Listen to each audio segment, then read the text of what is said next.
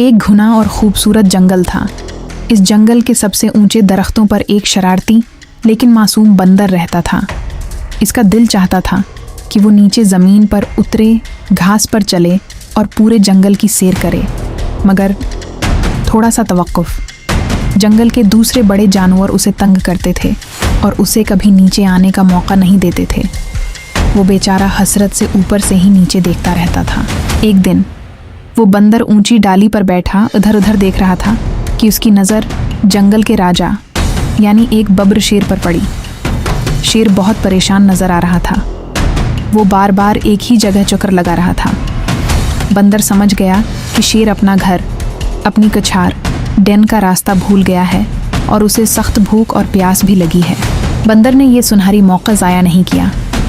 उसने ऊपर से ही आवाज़ लगाई, अये जंगल के राजा, परेशान ना हो, मैं बहुत ऊंचाई पर हूँ और मैं यहाँ से तुम्हारा घर देख सकता हूँ। मैं तुम्हें तुम्हारी कुछार तक पहुँचा सकता हूँ, लेकिन मेरी एक शर्त है।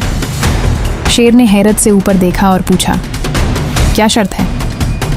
बंदर बोला, मुझे नीचे आने का बहुत शौक़ है। तुम मुझे अपनी पीठ पर बैठाओगे और मैं तुम्हें रास्ता बताऊंगा। शेर को अपने घर पहुंचने की जल्दी थी, इसलिए वो मान गया। बंदर जल्दी से दरख्त से नीचे उतरा और उछलकर शेर की मजबूत पेट पर बैठ गया।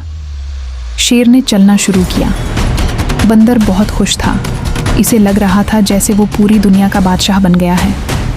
वो शेर के कान में बताता जा रहा था, आप दाएं मुड़ो, अब सीधे चलो। जैसे ही वो दोनों जंगल के बीच से गुजरे, वो जानवर जो पहले बंदर को डराते थे अब रास्ते से हटने लगे। वो लंबी गर्दन वाला ज़राफ़ा हो या भारी भरकम हाथी, सब शेर को देखकर सहम गए और पीछे हट गए। बंदर ने सीना तान कर सबको देखा, जैसे कह रहा हो, देखो आज मैं किसकी सवारी कर रहा हूँ। बंदर की सही रहनुमाई की वजह से शेर जल्द ही अपनी कुछार के करीब पहुंच गया। अपना घर देखकर शेर बहुत खुश हुआ। उसने बंदर को आराम से नीचे उतारा।